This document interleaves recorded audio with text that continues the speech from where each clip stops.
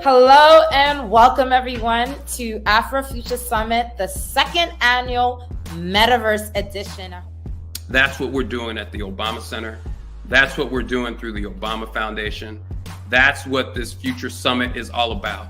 It's a very much go for the unusual stuff as well as the usual stuff. Be comfortable with being uncomfortable.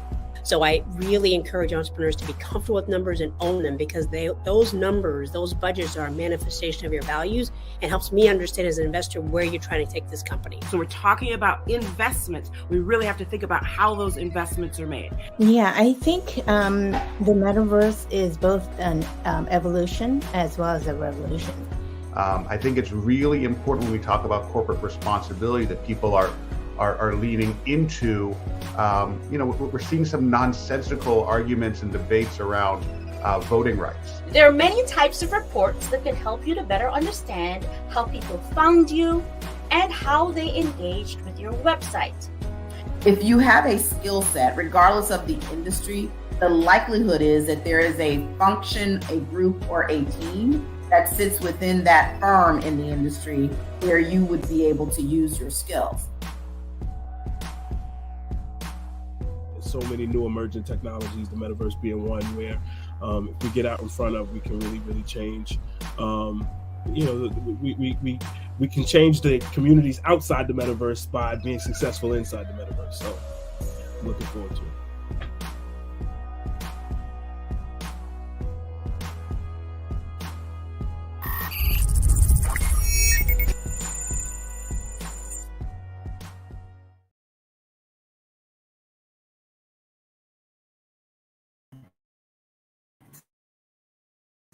Hello, everyone, and welcome to the fourth annual Afro Future Summit. It's a pleasure to welcome you once again to this annual edition of the program.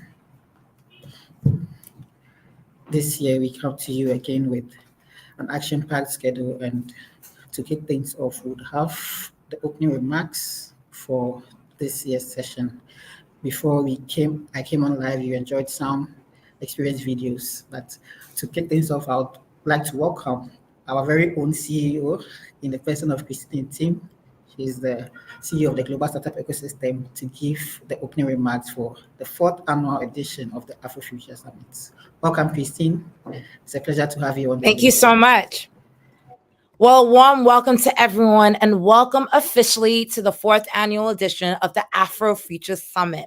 This virtual edition, just like before, we're going to engage with many different stakeholders from across the Afro community, both across the United States and around the world. And we look forward to engaging you on another iconic edition of this iconic summit. Today, over the next few hours, I just wanted to share with you a little bit of background of how the Afro Future Summit launched. The Afro Future Summit, for those of you, if this is your first time joining us for this annual gathering, is a gathering of Black influencers from different disciplines across the United States and around the world who convene with the core mission of preparing the next generation of Black leaders in tech, business and culture for the digital world of tomorrow. I'm sure you see the world. We are accelerating at an accelerating pace. And each year, the program tackles either challenges affecting people of African descent, from breaking into take careers, building generational wealth, defining cultural identity, to engaging on positive and exciting and really bringing together an active network of Black futurists, investors, tech entrepreneurs, celebrities, politicians, influencers, and more. Collectively, really building on the mission of really advancing the Black narrative. Now, we at GSC, we power many different programs from around the world. We are the backing of the Afro Future Summit, and we are pleased to announce this official edition. And we operate on 3 pillars of ecosystem engagement: entrepreneurship, employment, and education. And many of our programs at GSC are spearheaded under these 3 pillars to add value, to really grow our communities, and fulfill our mission of preparing people like you for the digital age. Now, with that said, as we engage in growing our database and growing our community, I want to give a huge shout out to all speakers who've been a part of the Afro Future community over the past couple of years. Over the past couple of years, we were engaged over 100 different speakers. And these speakers are coming from different backgrounds. You probably recognize some of these beautiful faces on the screen here, from the Chief Diversity Officer of NYU, to the Chief Communications Officer at Procter & Gamble, to the head at the Obama Foundation, to politicians and influencers. You can see the diverse backgrounds of speakers that we've engaged over the past couple of years, who not only believe in the vision of the Afro Future Summit, but our goal and our mission to really advance people of Black descent, especially as we celebrate Black History Month, and bringing you not only excitement, insight, and information, but ways that we could accelerate into the next 50, 100, 1,000 years forward. So a huge thank you to all previous speakers of this iconic series. Now, I'm pleased to announce the 2024 series of speakers who will be joining us, including the Chief Diasporic and Talent Engagement Chief of Staff Officer at Essence Ventures. We have previous alumni speakers also joining us, so feel free to ask questions, engage these speakers throughout today's programs, because they are excited to really not only share their perspective and the work that they do to advance Black society and people of color around the world, but also what they see as other areas of opportunity as we celebrate this edition when it comes to Black wealth. All right. Now, just to give you a walkthrough by the numbers, when we kicked off and announced the initiative of the Afro Future Summit in 2020 during the pandemic, all of us collectively were talking about how do we advance people to be prepared for the digital age. Lo and behold, we launched in 2021 with the first annual edition with 25 speakers and thousands of delegates from across the United States. 2022, we had a hybrid edition where we had both a virtual program and 100 live delegates at our New York offices. Last year, we were pleased to share that we also hosted another live edition and partnered with many different corporate stakeholders and government influencers from across the New York ecosystem. And then this year, we're back live again for the 4th annual live edition, welcoming 30 different speakers and hundreds of delegates from around the world again. So a warm welcome again for this annual Afro Future Summit. We're so excited to welcome you to this edition. And we look forward to your comments, your stories, your energy, your inspiration, and just your collective leadership as we engage on another iconic program. Feel free again to really share your energy and your excitement for the 2024 theme, navigating innovation, sustainability, and inclusivity in this year and beyond. Of course, the agenda will be packed. We have 2 amazing panels, some amazing speakers. I will come back to conclude with another keynote speech on how do we advance the Black narrative. And I look forward again to engaging all of you on today's iconic event for the Afro Future Summit. A warm welcome again to all of you for joining us in this edition. I look forward to engaging you for this entire series. Thank you so much, everyone.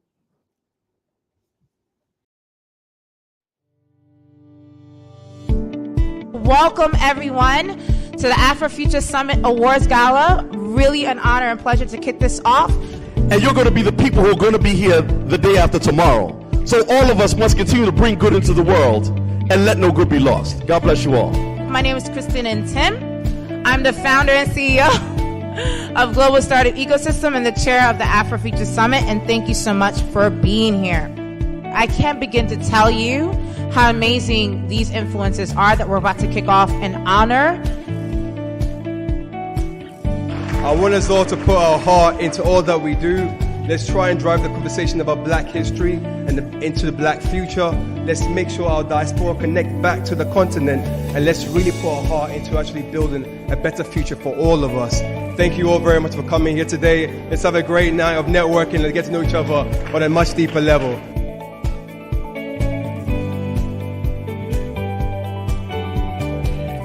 The way that I think about Afrofuturism is the world in which Blackness is returned to greatness at its full value.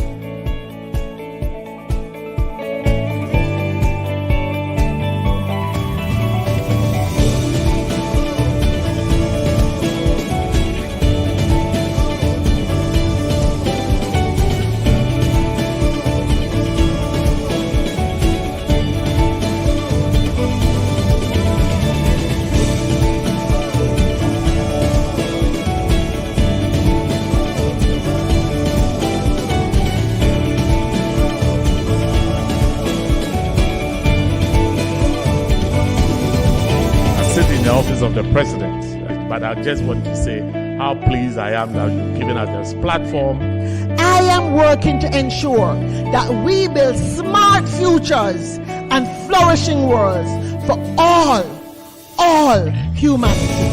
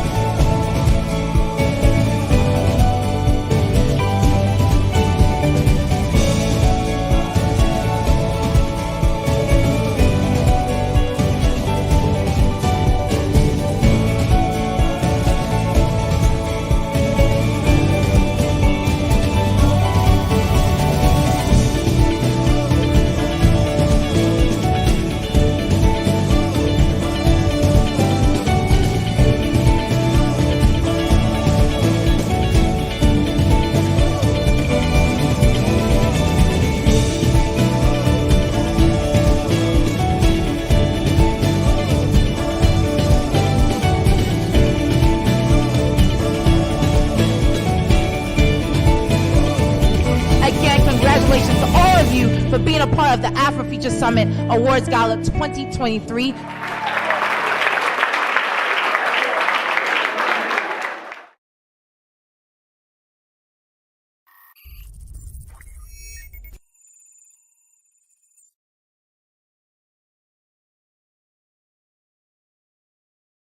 All right. Hopefully that took you down memory lane. Now, as we kick off, and I wanted to start this conversation really with talking to each one of you as individuals, where we kick off this keynote with the digital shift personal branding fundamentals. In the next 15 minutes, I'm sure Stan will be welcoming our first panel speakers and guests, but we kick off every conversation, every summit with a conversation around your personal brand, how we show up at these conversations, and how do we as thought leaders, inventors, cultural icons really share our wisdom and our knowledge and our expertise with our community, especially with this new economy that we're experiencing, where so many different thought leaders are coming to play. So I'll start by just sharing that, in this workshop session for the next 15 minutes, I want to share with you my vision of what I've seen with the digital shift, the new creator economy that's emerging, and how we as Black professionals can really understand how to leverage our personal brands to not only position ourselves for opportunity, but really leave a legacy of real intellectual thought leadership for the generations to come. Now, obviously, I'll start by saying that in the 6 feet of space that we have as we live in this virtual society that we live in, all you need is Wi-Fi, internet connectivity, and your inspiration, your thought leadership to really share with the global community. And when I look at, how we as a society shifted since the 2020 pandemic, many of us are operating and connecting with the world through this spatial arrangement that we have here today. Now, many of you might say, okay, how can I position myself as a thought leader, whether you're an entrepreneur, a small business owner, a digital creator, an author, a thought leader, whatever your background or profession, this is the opportunity for you to think about, what do you know today? What have your experiences been, right? And how can you impart that wisdom, that knowledge, that expertise, that perspective, right? That only you know, that you've experienced and through your lens. How do you impart that wisdom for the next generation to come? And many times when we talk about, people's top concerns about why this is such a crucial time to do this. Many of you are aware, especially considering that this is a wealth edition series, that right now the economy has shifted. How we create value in the economy has shifted. And many people realize that, if this is not a great time to really enter this creative space and really build thought leadership, this is the best time to do so. So, of course, I usually tend to ask people, well, why does this matter to you now, especially considering the economy and what's happening? The first concern that people say, well, the economy is going through a downturn, and I'm not sure if I'm prepared. If this is you, raise your hand and let me know if I'm speaking to the right person. The second reason that people will usually say, hey, being relevant is so important for career growth. I don't want to lose out on opportunities. If this is you, feel free to raise your hand and let me know if I'm speaking to your heart on this audience panel today. Now, for those of you who say, hey, I want to scale my expertise. How do I expand my reach, earn more money, and transform my lifestyle? If I'm speaking to you, raise your hand. And part of the reason why we feel this way is because we realize that we are never going back to pre-2019. The 9-to-5 reality, just how we function as a society, as a corporate culture, how we work, how we play, how we build our homes is completely different. And we're not going back to pre-pandemic times. So some of you might feel like this journey of understanding how to tap in to not only this digital economy, but how to really operate and position yourself in this space. You might feel alone. You might feel lost. You might feel like, hey, I don't know what strategies or tools to leverage. I'm here to share with you that you're not alone. Thousands, if not millions of people around the world is trying to figure out their place in the new society that we've created in this digital economy and how to operate within it. So I want you to kind of remove your concerns for a little bit and really put on an inspirational hat and open your worldview. And I want you to imagine if you are invited to speak at a conference in front of 5,000 women in New York City, and the subject matter of conversation is your story and your journey. Let that sink in for a moment. I want you to take a second step. I want you to now imagine you received an email from Forbes magazine requesting to interview you to share tips and strategies for the next feature article of the month. Let that sink in for a moment. How does that feel? Right? Then I want you to imagine that you're getting your day started and you see your account with 46 notifications. Those could be emails, updates, money, right? But notifications around the content and leadership that you have posted online that people around the world want to engage in. I want you to let that sink in for a second. The reality is people are living this reality on a regular basis. And I want to share with you that it's very possible for this to be your reality in many different ways.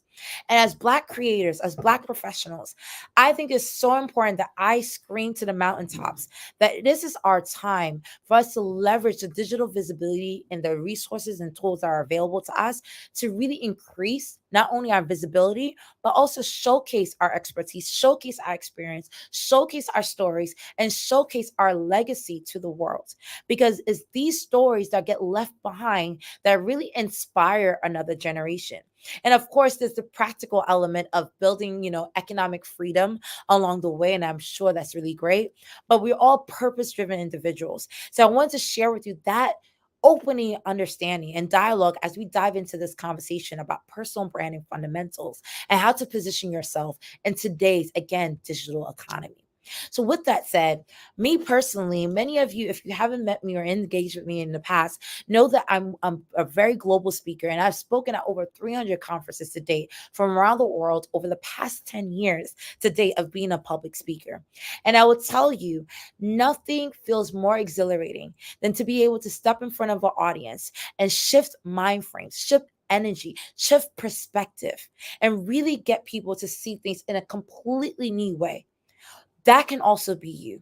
You can also have the opportunity to not only use your experiences, your journey, and your perspective, but your insights, your tactics, your strategy, what you have accumulated into tactics, innovation, right? Perspective for others to capitalize on and leverage in their journeys and help them reach new milestones and new areas of opportunity.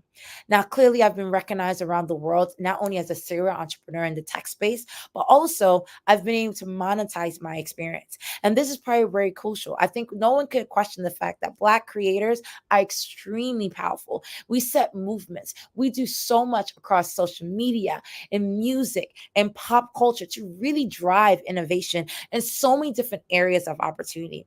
But how many of us are monetizing that talent, monetizing that creativity, monetizing these opportunities, these platforms, these new worlds that we created from scratch?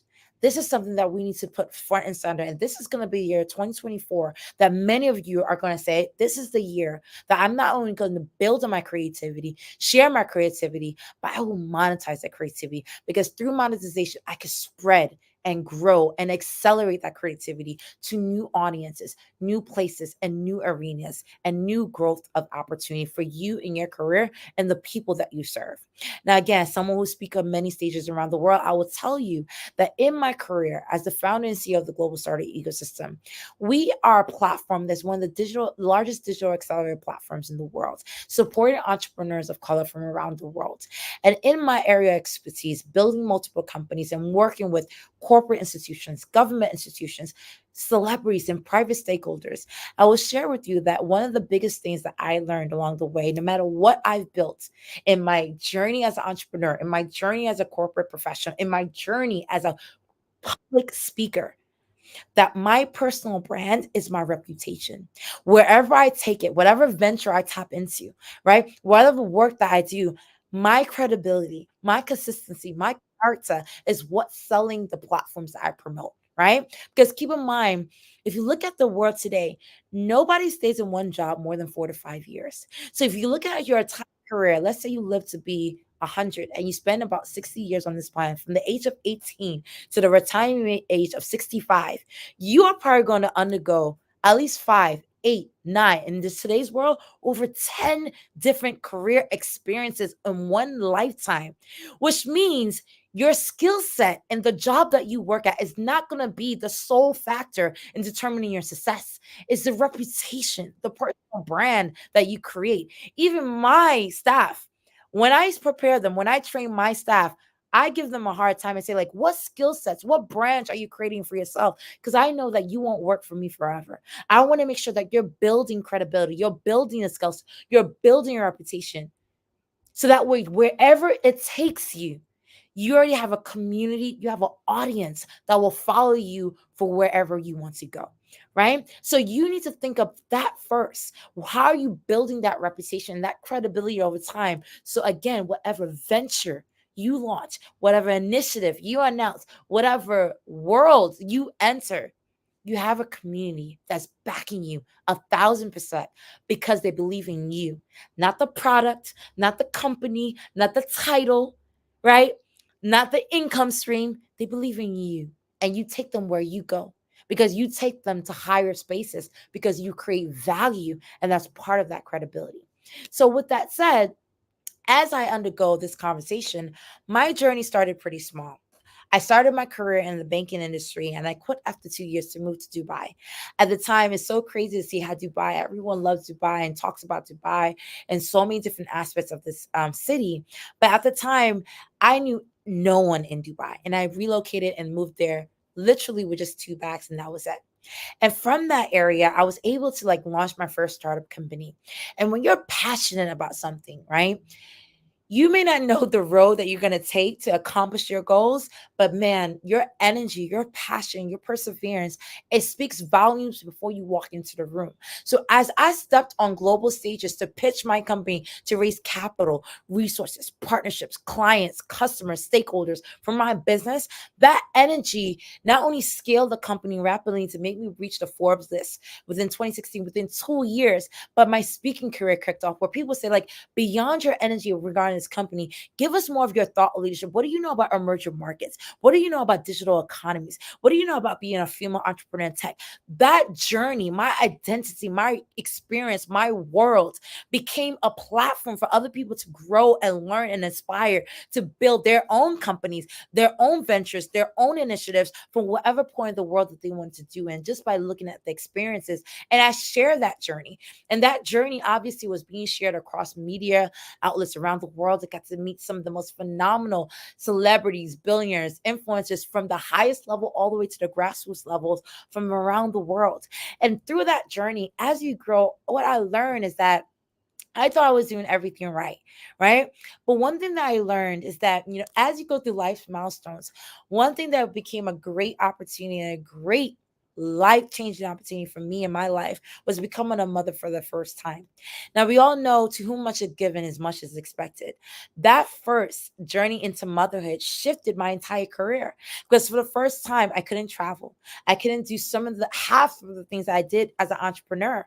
So as if my whole career stopped all at once, my personal life journey as a mother, as a wife, as a family person took off to new heights. So finding that balance and finding this new challenge changed my perspective of what it means to be a balanced influencer in this world. And how I shared that story and that journey with others really inspired people to understand, like, look, you're more than just your title.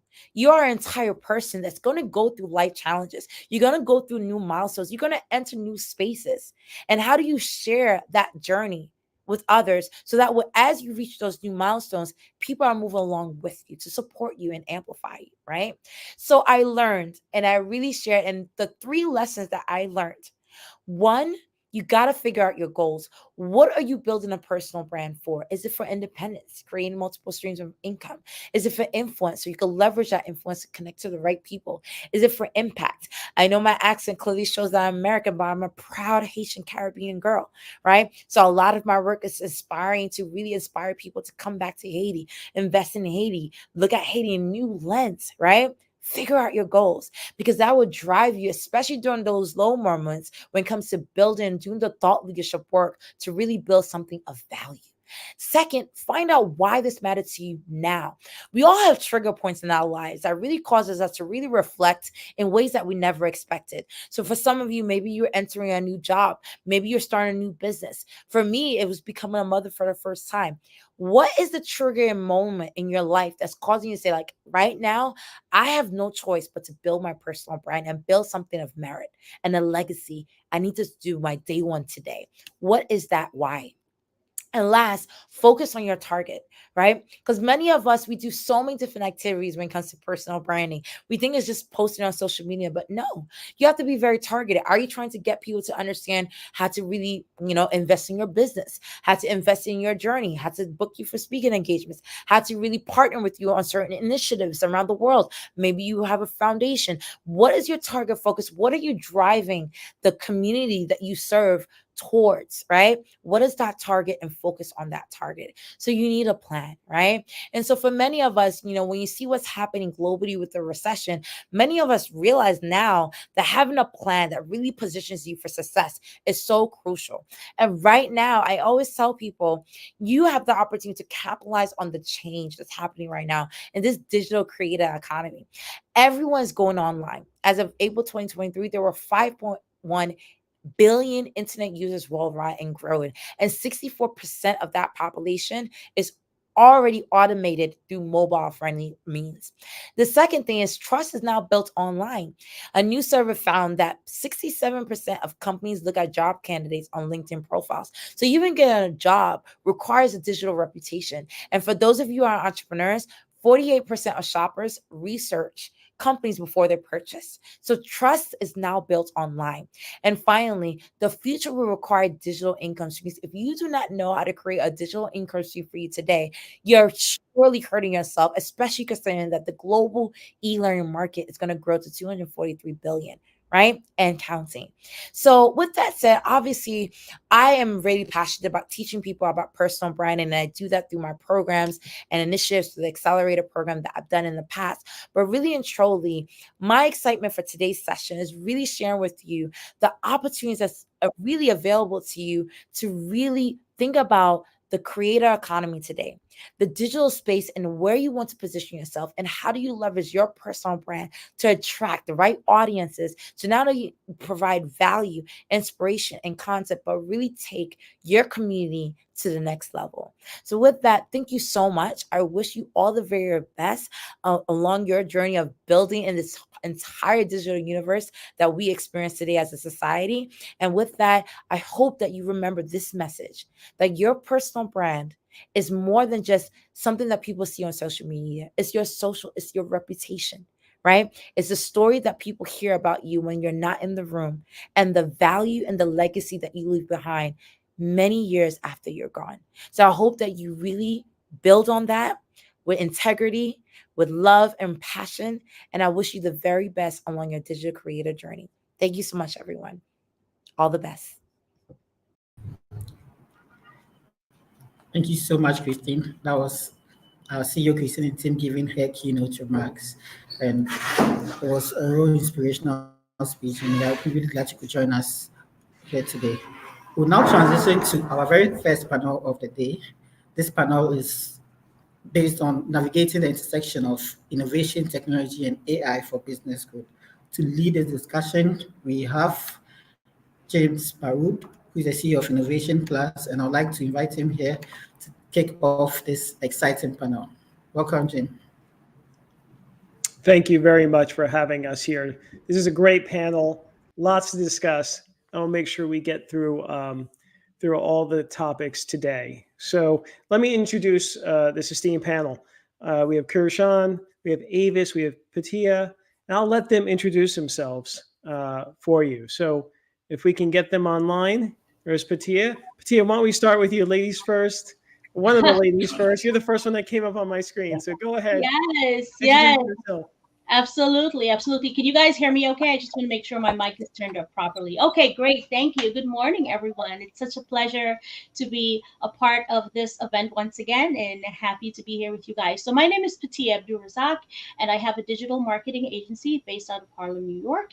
And we provide primarily email marketing services, everything that social media has become, influencer collaborations, and by extension, we also do some web work and some branding as well. So this panel is definitely right up my alley. Thank you for having me.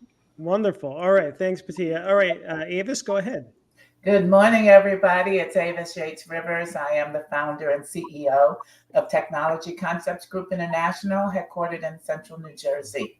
I'm a 39-year tech founder and serial entrepreneur, so this is what I do. I drive innovation. I solve problems for corporations and government agencies every single day, from either our technology solutions pillar, our procurement solutions pillar, our IT strategy and consulting pillar, or our workforce of the future.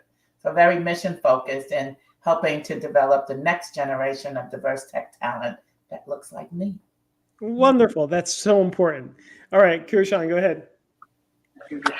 Hi, guys. I'm the CEO of Blackbox, and we are headquartered in Cape Town, South Africa, sunny Cape Town. That's where I'm sitting in right now. Blackbox is basically a tech marketing agency, essentially. So we work with major tech vendors around the world, like Microsoft, SAP, Cispro, LexisNexis, and a bunch of others. And we help them take their solutions to market.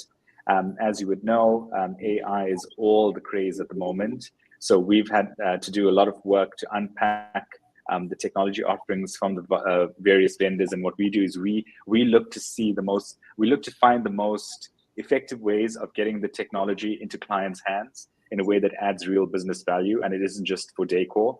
And I think that forced me into the role of becoming an AI specialist, where I now consult to organizations and I give them a lot of advice. In fact, I'll just throw this in there. I also wrote my first book. It's called Age of Agency, and it's a book on AI.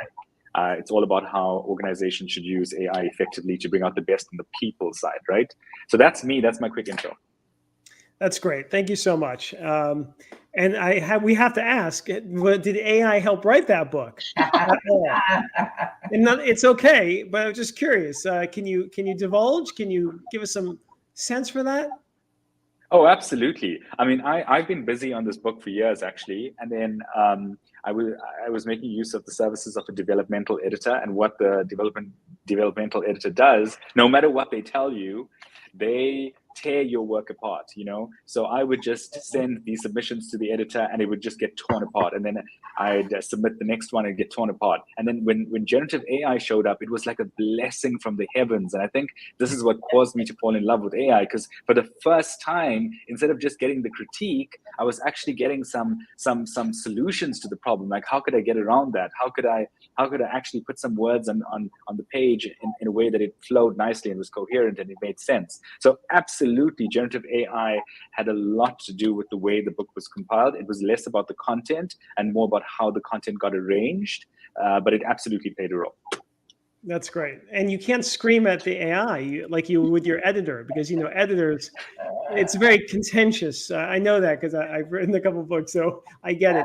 So I didn't introduce myself. I've been supporting the entrepreneurship innovation ecosystem in the New York metro area for over 25 years. And of course, with AI, now speaking on that a lot as well, you know, as a tool for entrepreneurs, right? And something that they can leverage to make their businesses more successful and grow faster, right?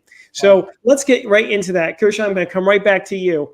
You know, you mentioned you're helping businesses leverage AI, you know, and why don't you start with just a few examples about how you do that?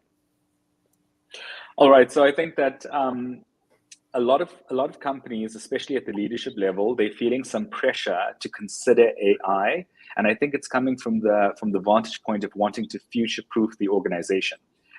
Simply put, a lot of organizations don't want to run into a situation where 5 years down the line, or even 3 years down the line, they didn't take the necessary steps today to set up for an AI future. So to mitigate against that, the first step that I've been doing, and I've got a live project right now where we're doing this, what we do is we go in and we have a look at what's the current technology stack that prevails within the organization. And it could be a small business, it doesn't matter. Like, what are they currently using? What's the current platform? So that's usually the first step. And so we do what's called a basic technology inventory. And right after that, we then go into the workflow assessment, where we assess two major impact areas for AI. The first one would be the people productivity impact. So in other words, how will employees work differently in the next couple of years? And the second one would be, can we reimagine one or two of our client experiences so that it is AI optimized? So even if you just look at one client interaction or client experience, and you try to optimize or reimagine that experience for an AI ready tomorrow, that's going to transform the organization. So we try to do one of each. And then the last thing that we do is we get organizations, we force them pretty much to restate their value. So to recraft their value statement so that it is AI optimized, or that it's adjusted for the fact that AI can do so much. So how do you reconvey your value to the market to account for the fact that AI can do a lot, but you're going to have to do a whole lot of stuff above that in order to be relevant? So those are the four main things that we do right now. Got it. Okay, we're going to circle back to you, but let's get to Patia. Patia, what about in digital marketing? You know, what's going on, and are you leveraging AI yet, or is it, how are businesses using it? Yes, technology in general. For sure, as an agency, I mean, unless you want to be left behind, we definitely are exploring the different ways that we can use AI. But, you know, this is really nothing new. If you've been around at least for 10 years, it started, right? And now it's exploding and everybody's worried about it. But what I should say is definitely data-driven decisions. So, you know, relying on AI to kind of like analyze stats for you and notice trends and deliver competitive information so that you as a marketer, whether you're marketing yourself or you're an agency like me, marketing clients, you are able to make the correct marketing decisions based on machine learning data. So for example, because I like to give real world examples so that people can, you know, kind of connect the dots. Because when we speak in our world, we know what we're talking about. It doesn't mean everybody else does. So say, for example, you are running an ad campaign, a digital ad campaign. What happens is that all of the platforms now say, based on the results you're getting and based on what your competitors are doing, you should actually raise your bidding by an additional $10, because we see that based on additional ad spend, these are the results that you're going to get based on the goals that you have outlined. There are also platforms coming out that are actually taking the burden of having to set up ads on various platforms individually and monitor them individually. And you can actually run ad campaigns from one central dashboard that then maximizes your ad spend. So for example, if you're running ads on Facebook and Instagram, Pinterest, Google Ads, right? Because of machine learning, you no longer have to guess where you need to allocate your ad spend. You will be told, well, you are getting the best return on your investment based on your goals from Google Ads. So the platform will actually reallocate your ad spend so that you are getting the results you're looking for. For me personally, I'm loving all of this stuff, because there was a time when you'd have to download reports and analyze results and kind of like guess, right? Make informed guesses as to what you need to do. And when you're working with clients' money, that can be nerve-wracking. But now you no longer have to do that, right? So we are definitely excited about where this is headed. It's a game changer from an agency standpoint, and also from a client standpoint, because clients can rest assured that the decisions you're making on their are backed by actual data. So for me, that's really where I'm living and trying to really get good at working with AI in that perspective. Great. Those are some great insights. Thank you, Patia. All right, now, Evis, you help entrepreneurs all the time for the past several decades, right? So you've seen technology that way. and I am very impressed and acknowledge that, because that impact is so important, right? So technology, you've seen so much technology come and go, mostly come and stay. So tell us how you are advising your clients, to use technology and maybe use AI. Absolutely. And Jim, I appreciate you and all that you're doing in our area as well. For me, it's all about, sharpening our skill sets, right? Staying ahead of the curve. Too often, small businesses and those owned by people that look like us are trailing, right? And so with technology being the great enabler and level setter, we should be embracing it, robustly, wholeheartedly. And we should eat our own dog food. I challenge my team to do that all the time. We can't just encourage and consult with other companies and customers, but we also have to leverage that innovation and AI internally. And so a case in point, we just finished a full year with one of our newer customers, and the volume that brought to our existing foundation and operations just totally overwhelmed it, right? So be careful what you ask for. You go after those big contracts, you have to make sure that you are positioned in order to absorb that volume and still deliver on those contracts. And so my team worked for months to build our own innovation internally. We built automation, RPAs, robotic process automation, where we identified what some of those repetitive tasks were, and then built digital workers to do those tasks, as opposed to overburdening our lean team. And so process efficiency, streamlining, automating, digitizing those things, even going in and out of applications, grabbing data, doing something with it. A digital worker can be taught or programmed to do those kinds of things. And so let's always look for ways that we can drive innovation internally so that we're better able to help our customers to be positioned to do the same thing. Great insights. Thank you, Evis. Back to you, Kurshan. The trends that you're seeing, talk to us about that. How can companies, leaders stay competitive as things change sort of at warp speed these days? Yeah, I mean, staying competitive, that's the big question. I think that right now, I think it's going to be imperative for leaders to prioritize. There is so much in the way of messaging that's hitting every leader from, in every direction around technology and AI and what's going to change in the next 2 weeks, let alone the next 2 years. So it can be quite overwhelming for the average person out there, not just a business leader, just about anyone.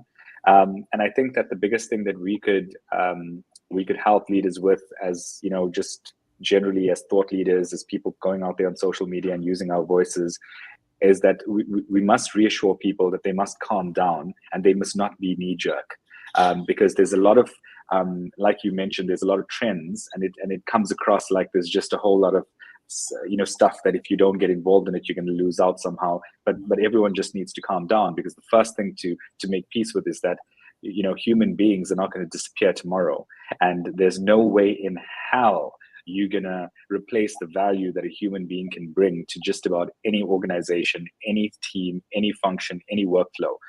So from a trend perspective and staying abreast and making sure you don't miss the bus, my advice to any leader right now is, yes, it's true. Get your scoop on the internet, follow your articles, your groups, your forums. There's just a ton of stuff out there. I mean, stuff on AI has mushroomed in a split second, but the key point is to just take a step back and prioritize based on growth. Growth always precedes things like legislation, etc. People first make sure that work can be done before they worry about other things, and that's especially true in the smaller business world. So prioritize growth first. Look for ways in which you can capitalize on revenue generating opportunities. Don't buy AI to save money the way you bought a server to save money 10 years ago. That logic for buying IT is gone. You got to look at AI and look at how it can make you money by introducing a new revenue stream into your business. Prioritize there and start there. If the technology that you introduce into your business is going to make you money, invest your attention in that thing, and then afterwards worry about the rest of the consequences and the legalities and regulations and all of that. Because the truth is, right now there is a little bit of a land grab window that a lot of people are not seeing, because they're not necessarily tying AI back to a revenue stream. So the moment we start doing that, it helps us zero in to the 1 to 2 things we need to focus on right now. I love that. And while we focus on that, it's still good to stay abreast of the changes, right? Again, they're coming in so fast, it's information overload, but at least be sort of cognizant, right? And to play with it. Like a lot of things I say to audiences is spend time with it.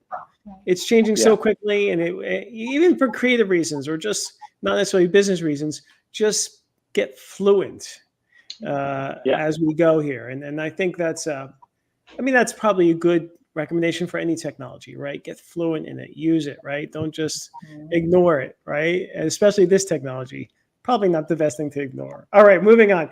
Avis, we're talking about marketing. So, let's talk about trends that you're seeing on your end as far as sort of new opportunities in marketing today and tomorrow, whether it's AI or other tech that's coming online. So for me, it's all about innovation. I am a big proponent of identifying ways to innovate, whether it's something totally new or it's an improvement on way things have been done in the past. And I've been around long enough to know what some of those ways that things have been done in the past are. But understanding how innovation can help you drive differentiation in the marketplace. I am one to constantly ask my customers and executives in these major corporations, what's keeping you up at night? What challenges are you trying to solve for that you haven't been able to do so yet? And that really has helped spark our solution set, right? I can look and point to every one of our solutions that we've developed and curated over the years and be able to point back to a single or multiple executives who said that that was a problem for them. And so now I understand the problems. How can I then leverage technology to drive innovation in solving those complex problems?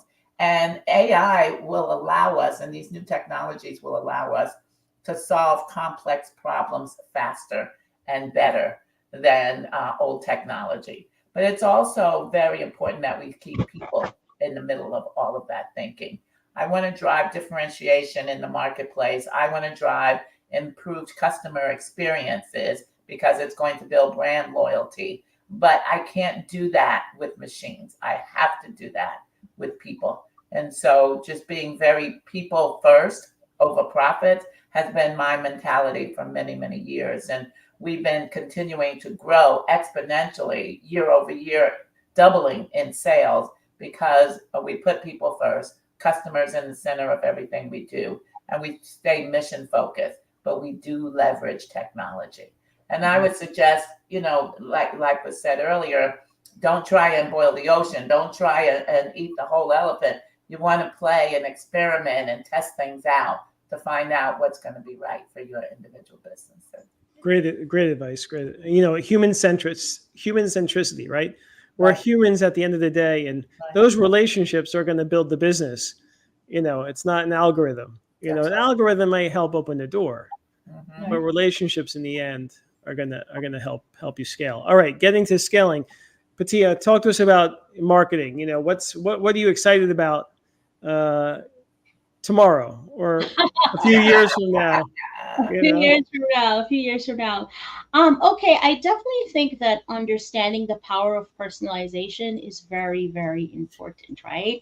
And AI can definitely help with making these types of choices. Like, customers no longer want to be told to buy a product because it's great for everybody. They need to know that it's great for them. And so using technology and AI to understand individual customers and building deeper relationships with them based on the data that is received, I think is something that definitely is a step in the right direction, and definitely is something that I in particular are very, very excited about exploring more. Going along with that, just the arise of more immersive experiences, whether it be in social media, on e-commerce, and that goes along with personalization. So for example, I also teach at a community college here. And the other day I was showing my students how, if you are shopping for, say, a cosmetics product, this is the easiest way to demonstrate this. Instead of seeing a shade of blue eyeshadow and hope it'll go with your skin tone, now you can actually take a picture of yourself, upload it, right? Put that shade of blue eyeshadow on your image, and say, nah, that's not really going to work, right? So what happens is that when purchases are made, designers can also do this. You can take a picture of a room, upload it, drag and drop furniture into the corner of the room, right? So the more immersed that customers can be in their relationships with brands, right, the more they'll purchase, right? There'll be less buyer's remorse. And then as a brand, if you are observing and analyzing this kind of data, then you are able to deliver more personalized experiences, not just to a group of customers, but to individuals, right? And I think that AI is very instrumental and will continue to be instrumental in helping to deliver this kind of data, in helping to provide these kinds of tools. And I'm just really excited because it's really all about deepening relationships and understanding the individual. I think this is a theme that we have all said in different ways, like people first, really understanding people. And so I'm really excited about all the things that may come as we go along, and the focus on, really deepening relationships using technology. Got it. Because like you said, human beings aren't disappearing tomorrow, right? We're still really important. And so these are just opportunities for us to understand each other on a deeper level. Absolutely. And I think it's important to leverage it for personalized, services or marketing. But you have to be careful, right? Because if it's too AI, it looks like an AI. I know I get messages that I know that's AI and they're spamming me, and I'm just like, absolutely, it's so frustrating, right? You have to be careful of that. You have to be really careful. Absolutely. I think we all experience that and we don't like it. I can always tell. I'm like, this is not. And many times, because it's only AI, the message is the incorrect message for me. That's how I usually know. I'm like, this has nothing to do. Like, you saw my profile somewhere and you picked some keywords, but what you're asking me to do has nothing to do with me at all, right? So that is definitely not the correct use case for AI in that. Got it. Now, Kurushan, you mentioned you work with a lot of businesses and help them in few areas, four areas. Give us a case study of, one success story that people can relate to in our audience. Okay, cool. So let's take the example of a fairly small organization, but still established. They have fewer than 50 employees. So very much very intimate working group. And then ultimately, a lot of their revenue is earned through memberships. So I'll just give you a quick snippet of what's been super amazing for them. The first thing was in doing a little bit of an audit. So in other words, before investing in new technologies, even a single AI app, that we did an audit of the existing infrastructure, and we looked at all what they currently have on their network and who's using what. Just that one action of cleaning up the network has been hugely valuable, but we don't need to talk about that too much. But it was incredibly amazing. We pulled out a whole lot of stuff that had no use for the last God knows how many years. But in terms of net impact to the business, what we did was, instead of just looking for ways, like I said earlier, a lot of leaders are measuring their IT spend against how much money they save in the way of efficiency. We did not do that. That we no longer made that the North Star of this project. What we did was we looked at, and we are still mid-project, so there will be more findings, but I can tell you some of the high impact items in the immediate term. We looked for how can we introduce a brand new revenue stream, a brand new type of value that can be sold to members of this organization in a way that the technology firstly pays for itself, but brings in a net profit to the organization. And without giving too much away, because this is a live client, I will say that we were able to unleash a brand new method for them to bring value to their members by having AI troll through their mounds and mounds of data that they've accumulated and amassed in this organization through more than a decade of operating.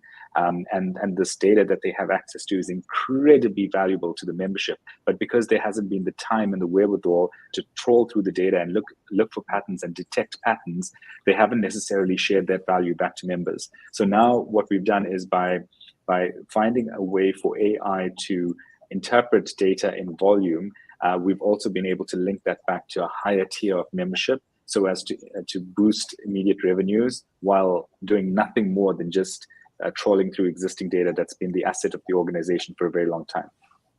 Got it. Okay. So anybody who has data, any businesses that have data, they can this is a great tool for analyzing, leveraging that data, right? Okay. Yeah. Fair enough. And what about you, Avis? Give us a sample where, great success story that others can learn from. Oh, sure. Absolutely. So in our procurement solutions, we do leverage an AI and natural language processing to allow us to identify and make matches between what the customer is requesting they need to buy, product or service, and the suppliers who can fulfill those needs. And so we leverage these emerging technologies to make those matches. And then when the responses come back, and it's all automated and cloud-based, then the system is able to stack rank those responses and make a general award recommendation, like which supplier should receive the award based on all of the objectives for each client in a customized fashion. So everybody wants to drive cost savings and cost avoidance, but a lot of companies also want to reduce cycle time so that procurement is not seen as a black hole, right? Requests go in and they never come out. But we want to reduce that cycle time and enhance the internal customer experience. And so augmented reality and emerging technologies allows us to manage to all of the customer's objectives, not just lowest price on a product or service, but it's the best value is what we are driving for every single day. And it's made a tremendous difference because now we can track all the cost savings and cost avoidance. And so the data is king in our world. Before we can get started with a new customer engagement, we have to assess their data and run it through months and months of algorithms that we've created to be able to pull out those main and salient points and then align them to the customer objectives and then provide those metrics on a daily dashboard basis. Nice. And Tia, talk to us about case studies, that people can relate to in the marketing area. Yeah, sure. So I think I briefly mentioned in the beginning the AI ad spend sort of decision making tool where you're actually able to where you're given recommendations, and over time the platform actually adjusts your ad spend so that you get the best bang for your buck. Also, so that is definitely something that I'm super excited about. Recently we launched a pretty robust e-commerce website, and of course, looking at customer journeys and this sort of thing. And Google Analytics is great for that. But then one of my consultants also did an add-on with Microsoft Clarity. I don't know if you guys are familiar with the Microsoft Clarity tool. What it does, it's like a perfect add-on to Google Analytics and all the intelligence you get there, is that it actually takes screenshots of the customer journey, right? Because sometimes clients are overwhelmed by data and the way it's presented in graphs and whatever. We understand it as marketers, but for the client sometimes. But if someone can see the screenshot and they can see this customer entered the website on this page, they clicked, they went here, it actually records video, right? Video.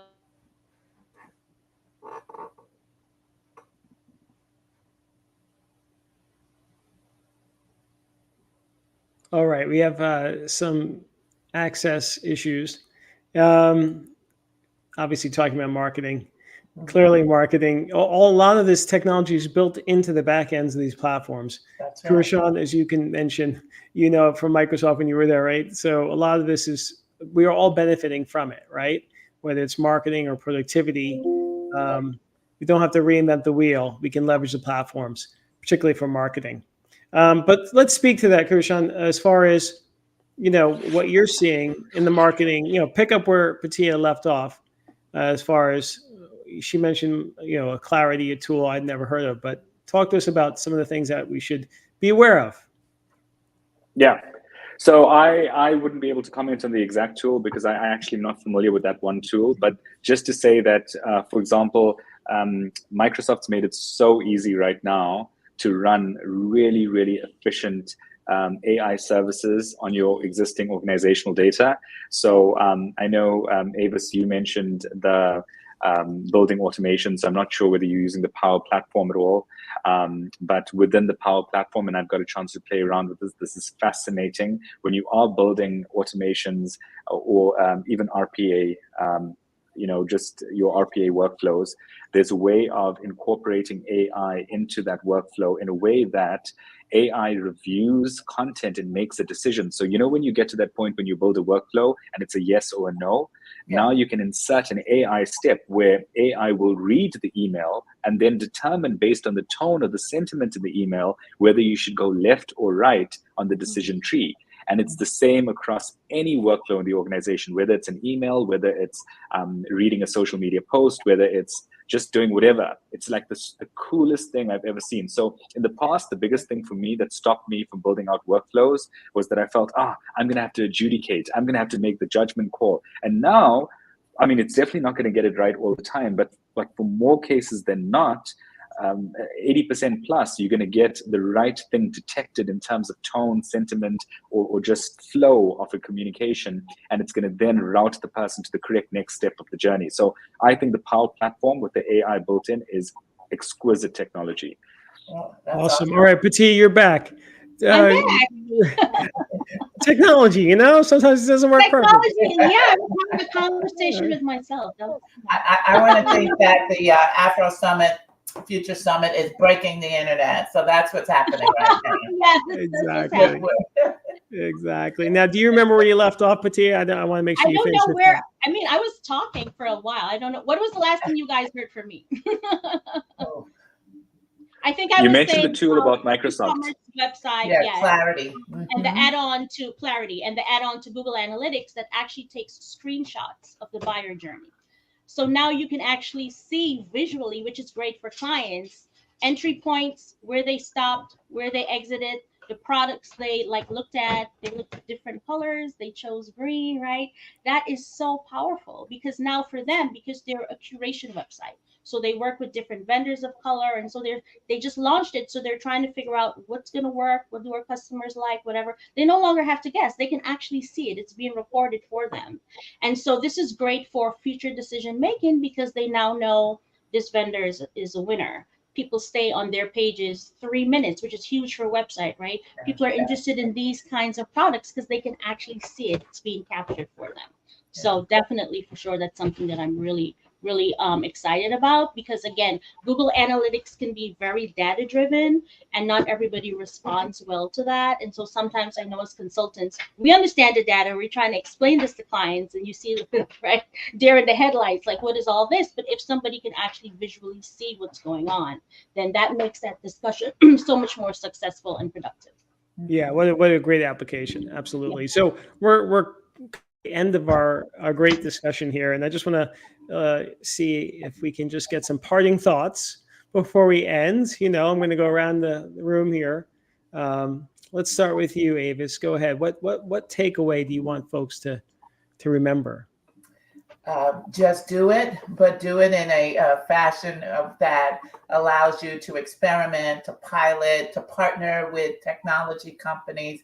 But clearly, there's not a choice of whether you should or not. You have to engage in these emerging trends and these emerging technologies, and then be comfortable in that state of disruption, because industries are continually being disrupted every single day. We need to make sure that we are agile enough to maneuver within that state of disruption. Great. All right. Patia, go ahead. Yes. So, use this as an opportunity to completely understand your audience, right? This is an amazing opportunity that you have with all of these additional tools. And then based on that understanding, in terms of making the decision to actually engage in certain types of technology, make sure that the technology you're choosing aligns with your business goals and also what your customers are looking for. And most importantly, do not be afraid. Instead, invest in training and upskilling and understanding how the technology can be used. I think there's a lot of fear out there, and fear-based decision making is never the right kind of decision making. So just really having an open mind and understanding how your business can be improved internally, as well as it relates to the services that you may be providing to others. Great. All right, Kurushan. As an individual, I think you have a wonderful opportunity right now to reimagine and restate your own value. Forget about the business. I'm talking about you as a person, how you CEO, how you market, how you sell. You have a great opportunity to restate your value today and try to accent on the 5 key principles that are uniquely human. It's about using your powers of observation, which includes perception, being resourceful, really truly understanding, bringing understanding to bear in a very realistic way, caring for another. So in other words, not being mechanical and mass production thinking, but really taking the time to care for another individual. And finally, employing real creativity. Bring your creative flair to its peak. Now's your time. I really like that, Kurushan, because that sort of relates to Christine's talk at the beginning, right? About personal branding, about reputation, so important. And now, when we have all this technology and AI, it's more important than ever to sort of know our values, right? And express them and relate to people, because that's going to differentiate us, right? Going forward. Yeah, absolutely. And so important. And I'll just say, whatever you do, whether you're an entrepreneur or a developer or whatever, or just a human, is to sort of be curious and be curious about this technology and play with it, and do it for different reasons, not just for business. And exactly, read that book. But read a lot, right? And things are changing so quickly. So it's not just a book, but it's podcasts. There's daily forums, there's daily webinars. There's so much information. Try not to get overloaded, but try not to ignore it, because there's a lot of opportunities out there, and it's important to stay, abreast of these changes so you can take advantage of that technology. And many of them are free, so it's not necessarily about money. And, as Avis mentioned earlier, this could be a great equalizer, just like all new technologies, and a leveler. The key is to take advantage of it and spend the time. And that will that will help everyone across the board. So those are some thoughts I had, and I'm glad we had a chance to to have this really vibrant discussion. And I'm glad we're, here to offer to the Afro Future Summit these insights. So I want to thank this great panel. Thank you very much. Thank Pleasure. you. And Awesome moderator. thank you. And hopefully, I'm sure the rest of the session is going to be great. I hope to see all of you in person soon. Karisha, let us know when you're back in town. Yes. That was great. Yes, for sure. All right. Take care. Bye-bye. Bye, everyone. Thanks, Daniel. Thank you so much. It was an amazing discussion. Thank you.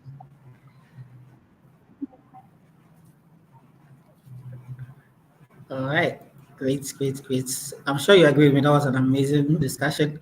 It was quite following the discussion throughout, and I was glad hearing from all these amazing thought leaders. So thank you, James, Karishan, Avis, and Petia, for sharing your insights with us, and I'm sure we'll connect in the future as well.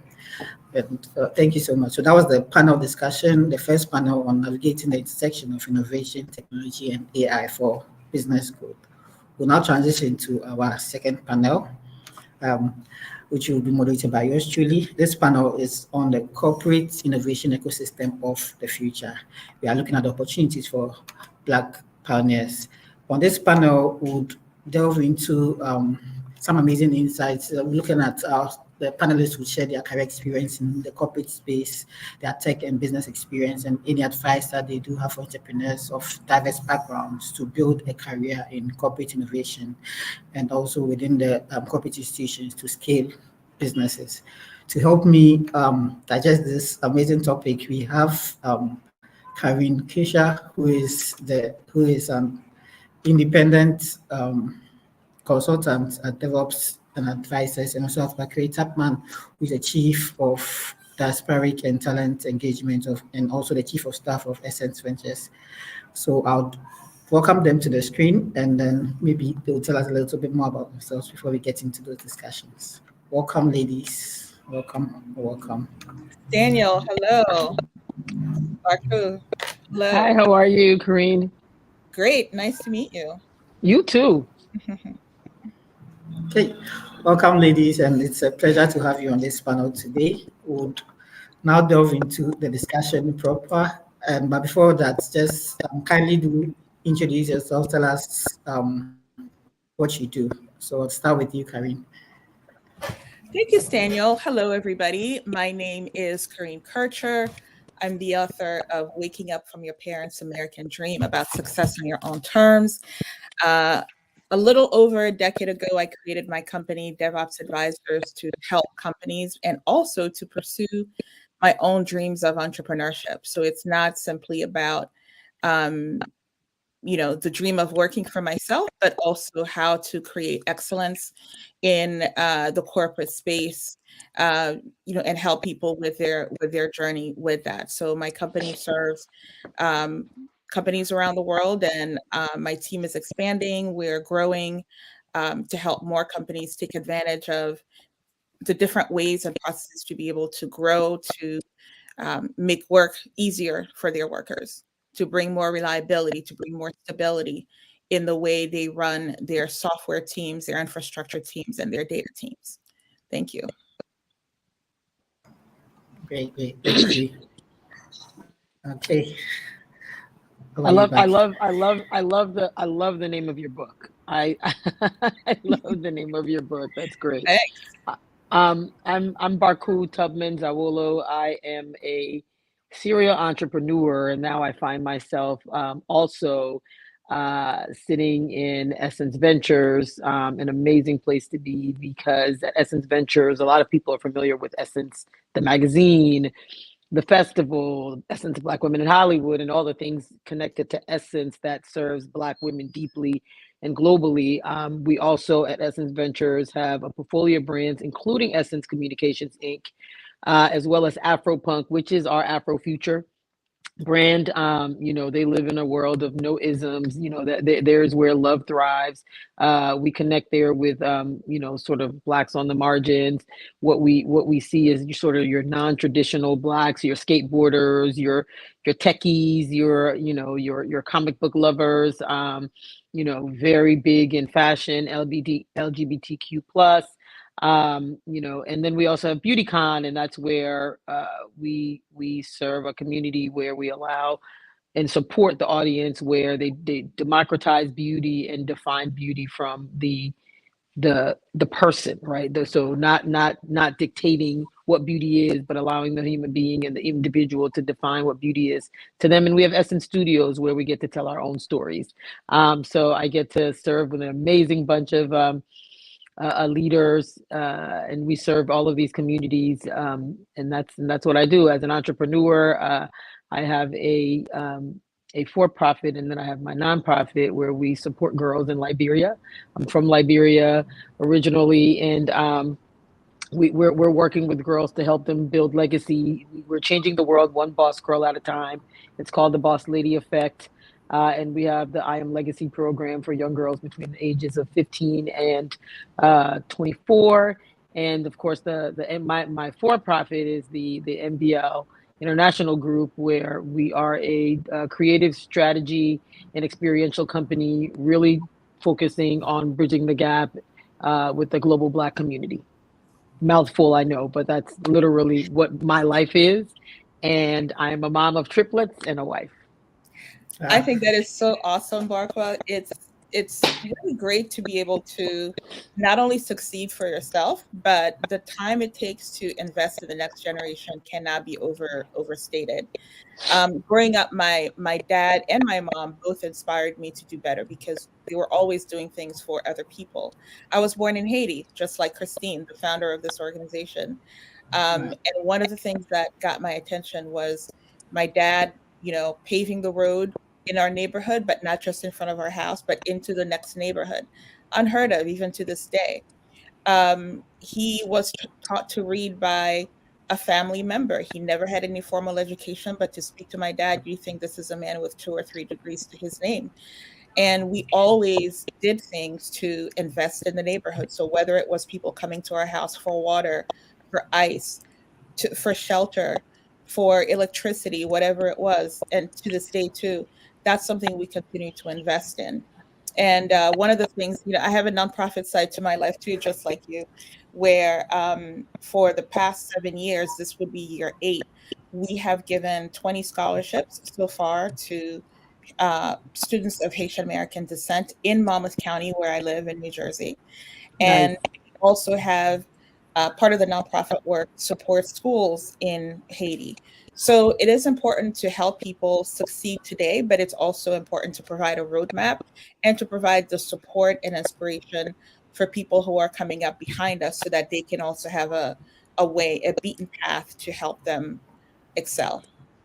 I love that. Yeah, I can relate because my family, my parents are very similar. Like it was really about the community, right? So my mother has 2 biological kids, but probably has over 50 people that call her mom or mommy or she connects with. And my father, the same way. They are big believers in community. And so that's just how I was raised. So I can totally relate to that. And I often say that's part of where I know a lot of my blessings come from. Yeah, absolutely. Because long before we got here, there are people who invested in each other. My parents were born in the countryside, and on my dad's side, there were people who used to come out of their way to go to my grandmother's house because they knew they could count on a cup of coffee, they could count on some bread if they had nothing. So that spirit of generosity, which really feeds one generation to the next, I think this is something that helps build community in a very meaningful way, and truly seeing people at eye level that we're all worthy of walking this earth and helping to improve the experience that we have here. Yeah, I love that. Yeah, and I do agree. I believe the upbringing that you both have is what has led you to where you are today. Because sharing your experiences, you could see the influences that you've had from your parents, from your community, that has brought you to what to do, and even to inspire others and help others as well. So it's really great to share that aspect of your life with Yeah. us today. Thank Okay. you. Yeah. So it's now that we've had the introductions out of the way, we'll go into the questions now. So Karen, how do you perceive the current state of corporate innovation ecosystem, particularly in relation to inclusivity and opportunities for Black professionals? Mhm. I think it's not a place that was ever built with us in mind. So I think no matter what era we find ourselves in, we have to be the ones looking out for our own interests in the workplace. You know, first and foremost, we're there to contribute to the mission of the company. But when it comes to your own advancement as a Black professional, that is really something you should put into your hands, because it's never going to be as important to anyone else as it is to you. So I think as you look out at possibilities, sometimes you think innovation has to come from something that's brand new that no one had ever thought about before. These days, it's common to talk about large language models. It's common to talk about artificial intelligence. But way back in the 90s when I was at Yale, I was taking an artificial intelligence course way back then. But you have to understand that the power of your professionalism in the workplace as a profession, as a someone in corporate America or anywhere else in corporate life around the world, it's really up to you. Look for the existing problems that you have. Innovation can happen with whatever problems that your company is facing. So let's say, for example, there's a mandate that a certain tool has to be used in your company, but most people are still not using it. Why is that? Be curious about what problems people are having, why they're having it, and you can literally find a gem right there. I actually used an example like that in my book, in chapter 4 of my book, where I talked about, you know, being in a role where I loved what I was doing, but I ran out of things to do, and I wasn't going to get any more uh, tasks, so to speak, to do for my work. So I got curious about what other people were doing. I got curious about what they did not like to do and why. And that's how I found a niche for myself. The solution was right under my nose. The solution was not in getting another job, although I could have done that too, and I have done that. But the solution was finding out what existing problems people had that they kept running into, and that the way they were dealing with those problems was inefficient. And I found an efficiency to help them with that. And then what I did, which served me, because sometimes we do a lot and we get overlooked. To make sure you don't get overlooked for your contributions, you need to document it. It doesn't sound fancy, right? Maybe you're not going to be covered by the major newspaper where you live, but you can create your own news story about it. Write a memo. If you see something is messed up, fix it, and then write a memo, send an email to people and say, hey guys, this is the way we used to do XYZ. Going forward, here's how we're doing it. I'm not sure if I can still be seen. I kind of got disconnected here. I can see you. Oh, you can. Okay, great. Once you figure out how to fix the problem, now send an email to everyone who's affected by that problem and say, I did a quick write up on such and such. And you don't have to boil the ocean. You don't have to write a 10-page guide to how to do it. Just write a one pager and then see what people are telling you about their new experience with that problem now, with how you solved it. And as people give you feedback, as people ask you questions, now you put the answers to that problem right in that document. So this way, people have a reason to keep going back to the document, and they have a reason to keep going back to you. And that's how you can become a problem solver, and you can create innovation right where you are.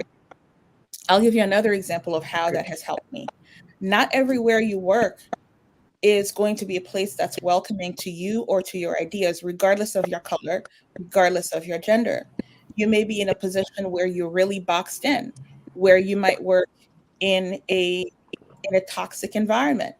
So guess what? This is another way that no matter what's going on around you, you get to control the narrative about your work and about your contributions. Because as you're doing it, you're documenting it, you're circulating the information so that you have ownership of the work, of the intellectual property that you're contributing to the organization. So you don't even have to wait for an opportunity for a company to decide that they're going to have an innovative approach to anything, or that they're going to create a center of excellence or anything of the sort. You can do it yourself, and you can drive that for yourself. Great, great, great. Thank you so much for sharing those insights. And I do agree that in terms of taking certain actions, taking responsibility for some of the things that happen, you have to take that initiative as an individual, as a professional as well. Now to you, Baku. You are someone with an extensive experience in both corporate and entrepreneurial environments. And how do you see the landscape of corporate innovation evolving? Also looking at the opportunities that are there for Black pioneers. I mean, first of all, Karine, I got some tips from you too in terms of, really taking the time to capture what you've done and what your contributions are. I tend to keep moving so much that I forget to write it down sometimes, and you forget because you're so caught up in just getting it done. I'm a get it done kind of person. I do agree with you in terms of innovation doesn't always necessarily have to be something new. I think we do have a lot of ideas that could be new to a specific situation. I think in terms of being a Black pioneer, what we're seeing now, what we know to be true, is how we actually have to now start to own our narratives and create the spaces that we want to exist in that impacts our community maybe even more than others. Not that we can't partner, but I think we also have to understand what our mission is. Right? What is your mission? What is your purpose? What are you driving? And I think a pioneer is someone who's just really creating a space that may not have been there before. What we find is a lot of companies, again, being a part of Essence Ventures, most of our portfolios serve the Black community, right? The reason brands continue to partner with us is because they want to speak to this community. They understand the value of this community. And so we have to continue to evolve in how we serve this community, because we also have to understand that they continue to evolve, and we have to be a part of and a partner to that evolution. When Essence was founded almost 55 years ago, the state of the Black woman was different than it is today.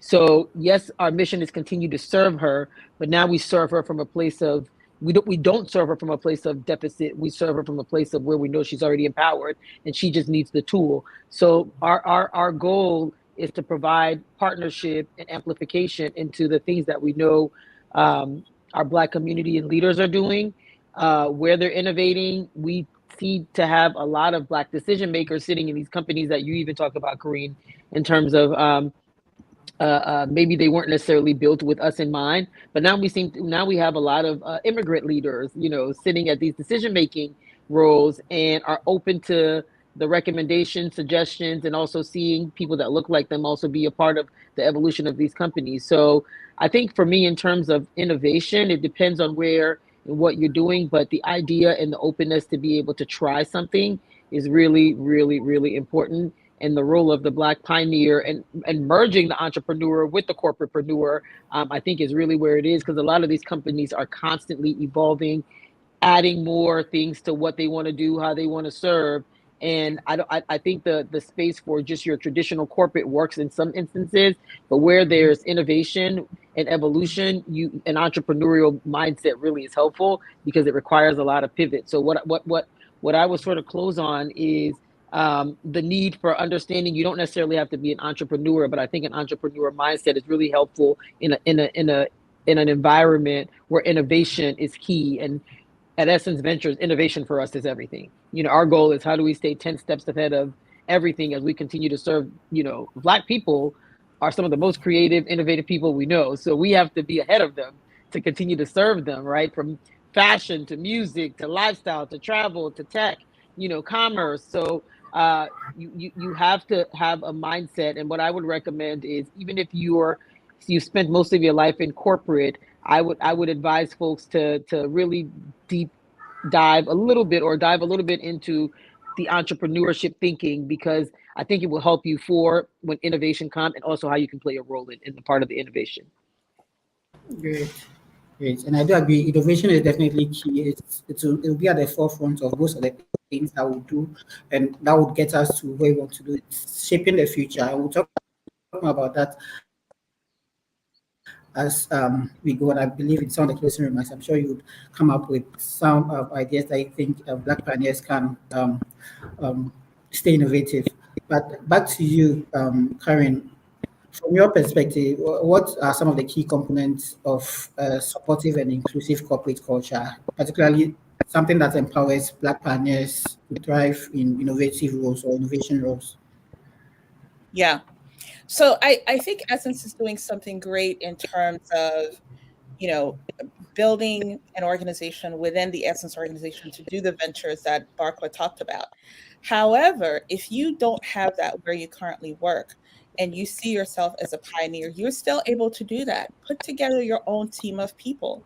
One thing I have done successfully, and I've seen other people do too, is create a team to solve a problem. So you already know the people in the organization who are friendly to you, who support what you do, who have the same kind of work ethic that you do. What if you could create your own team? So think about what those people could contribute together with you, and then go to the decision maker that is affected by that and go say, hey, I have this idea, and if you allow me to work with so and so and so and so, I think we would be able to do something about this issue. And that is a tactic that always works. I mean, it works if you want to go out on your own to do something, as well as inside an organization. So if you get the buy-in from people you already want to work with, then you end up not getting stuck with the people in your organization that you may not even like. So if you create your team and you find people that you enjoy working with, if there's people you enjoy working for, then find out what problem touches all three of your lives, and then figure out how to put together a solution. And this way you already have the buy-in of people who are already ready to go. And then once you deliver successfully on that one little project, then you can kind of take over the world and then move forward. What Barkwa was saying is an example of your customers letting you know what business you're in. I had one of my very first clients is a company that needed something for the business side of the organization. The technical side of the organization was like, well, we don't have that problem. We already have a tool that does this. But the business was saying, yeah, but we don't understand that tool. It's difficult. It's too techy. And the developers were afraid that if they created a version, or if they tried to create a version that was easily understood by the business, that it would lose the engineering power of what their tool had. So in that moment of frustration, they said, hey, Kareem, is there a way you think you can come up with such and such? And I'm like, well, I don't really know anything about that, but give me a couple of days and then I can give you an estimate about how long I think it might take to create a solution. So I gave myself a few days. I did not promise anything. So there was no risk by me promising to look into something. But whenever you have the opportunity to look into something for someone, it can be such a gold mine. So I went on a little recon mission with that. I talked to different companies. I talked to different software vendors that might be able to fix that. I was looking both for how easy is it for somebody who is not technical, who is not interested in learning the technical jargon, for them to be able to use it without help, to not have to go to the development team or to the engineers or to the other engineers, and to be able to use it on their own, basically. But also, is this going to pass the smell test when it comes to the people who are technical? I happened to find something. And yet before, that company, they would have never thought to sell this product to a business audience. So that is a use case that I found as a result of figuring out, oh, there is a way to kind of marry those two things. And then that experience led me to be able to leverage that for future customers that had problems because I had found that use case. So it's always possible. It's always important to listen to your customers, even if it's not a problem that you naturally thought to sell to them or wanted to sell to them, but people will tell you what their pain points are. And when you find that, find a way to bring that into your practice. Great, great, amazing insight, and it's about finding that common ground where it intersects with getting finding that solution to the problem, and then people buying into that as well. Okay, so I think Essence Ventures, it's amazing work that you do. You've been at the forefront of empowering Black creators and entrepreneurs, and looking at how organizations like Essence Ventures contribute to fostering more inclusive innovation ecosystems within corporate settings. Can you share some insights into how Essence Ventures does this?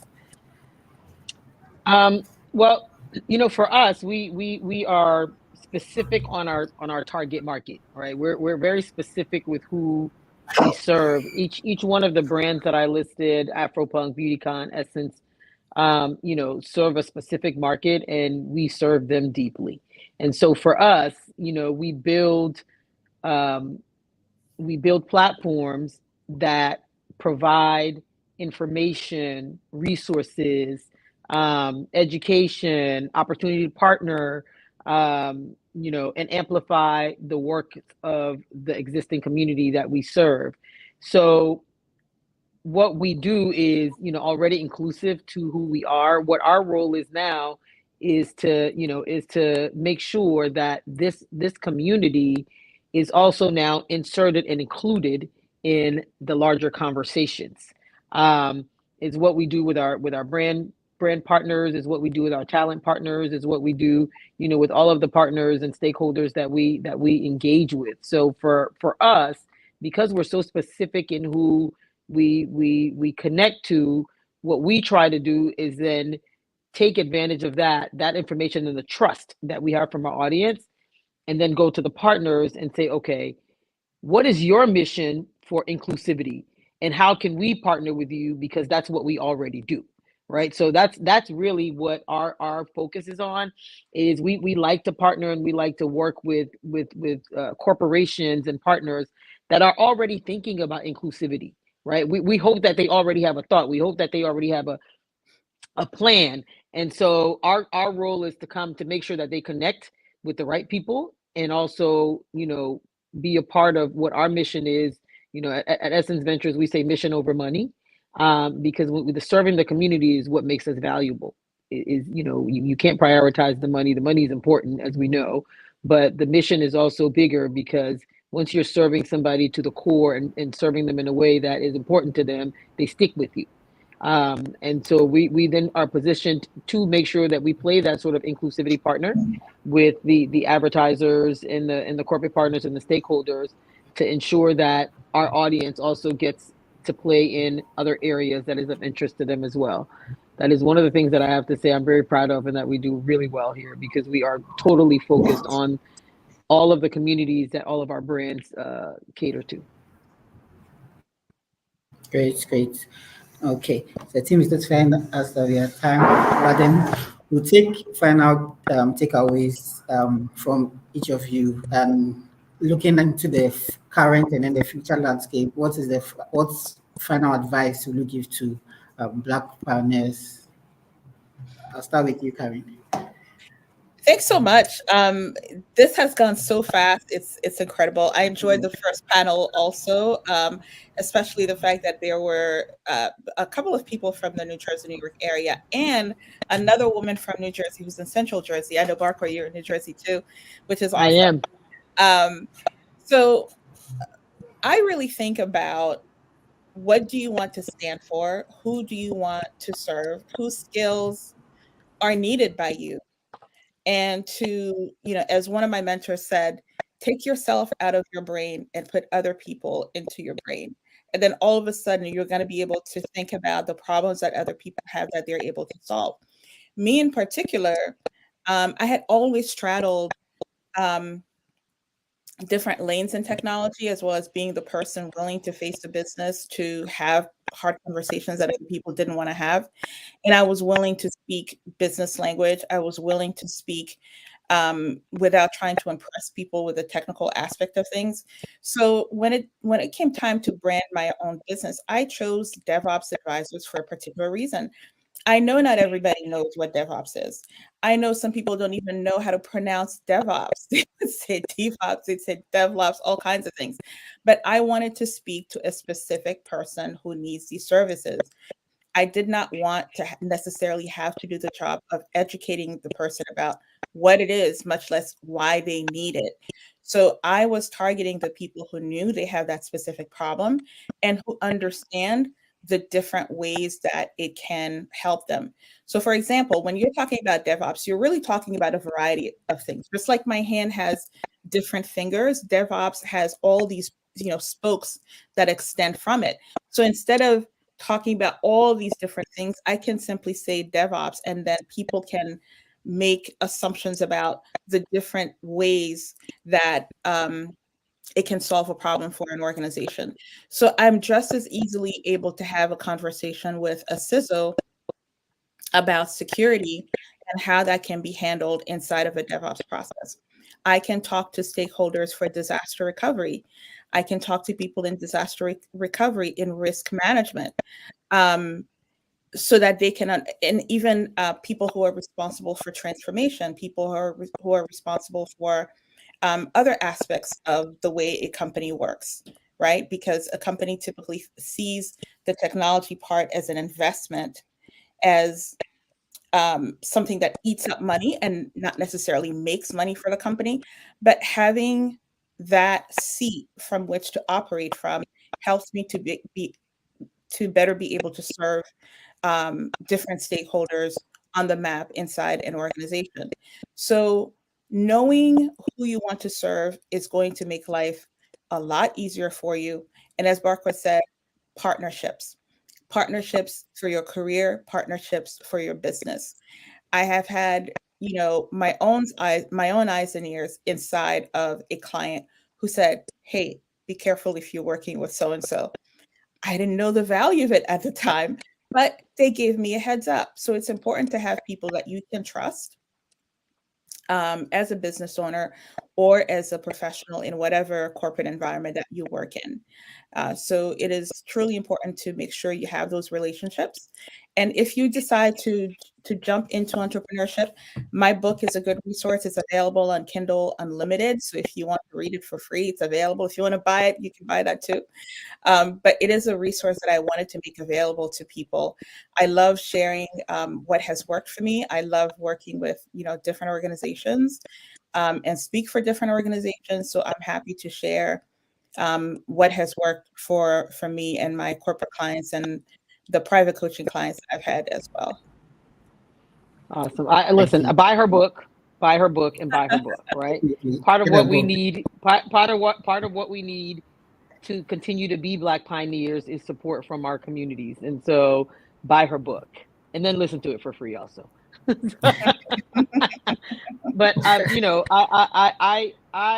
to be a pioneer is to be somebody who runs into the lion's den and the shark's mouth, right? So, don't be afraid to speak up. Don't be afraid, to run where you see things failing. Don't only get on the ship because it looks really pretty. Part of what you bring is your innovative thinking and how you might look at something a little bit different, and how you may be able to take a step back or look at it from maybe about 50,000 feet above and say, okay, I see the full picture and this is what we can do. You also have people who are used to doing things the same way. Change is always also very difficult. It's not something that people like all the time, right? And so changing of the guards is also usually hard. So, I think, being Black, being a pioneer, I think as Black people, really honestly, and this is not only because you're Black in America, this is Black in general, we were born to be pioneers. We were born to be innovative. We were born to survive and thrive. And so we have this unique inequality that allows us to sit in these different ecosystems or corporate structures where we can really be very valuable. I think what we must do is then also not be afraid to use our voices. Karine, I love what you said about making sure you keep track of your accomplishments, because sometimes you might have to remind people depending on what your business that you sit in. Sometimes you have to remind yourself. So if you keep a track record of, I did this, I did that, right? It's not about bragging, it's being able to also see, okay, I did this last year, where am I going now, right? And so how is that evolving? And what when I did that last year, where is it now? So keeping track of your success so you can thrive, I think that that's really important. And as a pioneer, your responsibility is to provide solutions and innovation to wherever you find yourself. So my encouragement and recommendation there is be loud about it, and don't be afraid to lend your voice to a conversation. Absolutely. And one thing I would add to that is I love the fact, I mean, my husband and I, we have fur babies. We have, some senior pets and whatnot. We don't have, human babies, but you have 3. So I think it's really important to see that regardless of what you're doing, and we take care of senior animals that have medical issues. So that takes a lot of my time. And, I already talked about the nonprofit, but Barker has triplets. Triplets. She didn't have the luxury of managing them, a 4-year-old, a 7-year-old, an 11-year-old. Like, she didn't have that. She's having to do that all at once. So Yeah, they're turning 7 on Saturday, so they're still young. So you can imagine. Oh, wow. The perfect age. So yeah, you may have a lot of things that you're dealing with in your life, but know that it is possible for you. And your day one, like for me right now, this is not day one of my business. So the things I'm able to do today, I was not able to do 10 years ago when I first started. I've completed a decade already. I'm entering the second decade of being a business owner. So things look different. My thought process is different. You have to allow yourself to fail. You have to give yourself the grace to say, you know what? I have triplets. I have to plan a birthday party for 3 kids, not one child, 3 kids that I have to please this weekend. So that means her weekend is going to look different from mine or from yours. But build a life that you can enjoy for yourself and not be so obsessed with the difference you want to make for other people that you let your own life slide. So I would say make sure you attend to your life, you attend to your business, you attend to your career, you attend to your relationships, and enjoy the ride. Thank you so much, ladies. I mean, it's been an amazing conversation, and time has flown by so fast, but it was great insight you both shared with us today, and we are really grateful for your thought leadership today. Um, we'll definitely connect with you, and audience, do connect with these ladies. They are both on Instagram. Get Karen's book, definitely get a book, and it would make a difference in your life. But thank you so much, Karen and Baku, for your amazing thought leadership today. This has been the Corporate Innovation Ecosystem of the Future panel. We look at the opportunity for Black pioneers. So thank you so much, and enjoy the rest of your day. Thank you. Bye. Thank you. So that was the second panel for today, and we'll quickly transition to our final keynote speaker for the day, the person of Kenneth Epi. We are really glad to welcome Kenneth here today. He's the inaugural Executive Director and Chief Development Officer at Black Entrepreneurs NYC, or BNYC. So without wasting my time, welcome Kenneth to the Afro Future Summit, the fourth annual edition, to give your keynote remarks. Thank you very much, Steniel. And it's a real pleasure to be here. Thank you all very much for having me. Good morning, all. It is truly my pleasure to join you for the Afro Future Summit. And I bring the greetings of the 110th Mayor of New York City, Mayor Eric Adams, and Commissioner Kevin D. Kim of the New York City Department of Small Business Services. New York City, by many accounts, from many perspectives, is deemed the greatest city in the world. Under the leadership of Mayor Adams and Commissioner Kevin D. Kim, city government leadership has been focused on advancing economic equity. for all New Yorkers, regardless of ethnicity, race, and geography. And so in these brief remarks, I'd like to take the opportunity to shed some light on what the City of New York has been doing to unleash the economic potential in our city's small business landscape. So I want to start with the facts. Why does business ownership truly matter for the Black community? Why does it truly matter for the well-being of New York City? What we know is this. We know that families with a self-employed head of household have 2 times the average income and 5.8 times the average net worth of those in which the head of household is an employee. We also know from reviewing the facts that Black business owners have much more upward mobility in terms of their economic status than employees. We know that these Black business owners tend to hire from their community. We know that this ends up having the effect of spreading the economic impact. We also know that in New York City, 100% of private sector jobs have been recovered post-COVID. And we know there's tremendous opportunity for business growth. So where are we as we look at unleashing economic potential in the small business landscape for Black business owners? As of 2022, we estimate that there are roughly 17,000 Black entrepreneurs in New York City, compared to 30,000 Hispanic entrepreneurs, 36,000 Asian entrepreneurs, and 94,000 white entrepreneurs. To put another way, we're looking at 6 white entrepreneurs for every Black entrepreneur. And even though here in New York, we like to consider ourselves the best city in the world, the last 10 years has been relatively flat as far as entrepreneurship growth in the Black community, while throughout the rest of the city, it has grown more diverse. As of 2022, just 9% of New York City entrepreneurs are Black. The share has not grown over the course of the past decade. We want to make sure that it's clear that Black-owned employer businesses are not doing as well as the rest of the pack. They have fewer employees and they pay lower wages on average.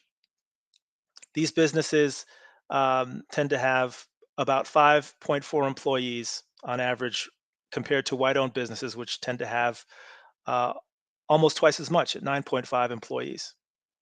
And they do pay less, as discussed. The city's programs, both at the New York City Department of Small Business Services and some of our other city government agencies, have been focused on supporting equity in business ownership and entrepreneurship. And they're really keyed in on 3 particular pillars, which I will touch on in some detail. Number 1 is increasing equitable access to capital. The second is building the capacity and professional networks in order to expand businesses and to create more opportunities for technical assistance for these businesses. And the third is connecting these businesses to city government contracting opportunities.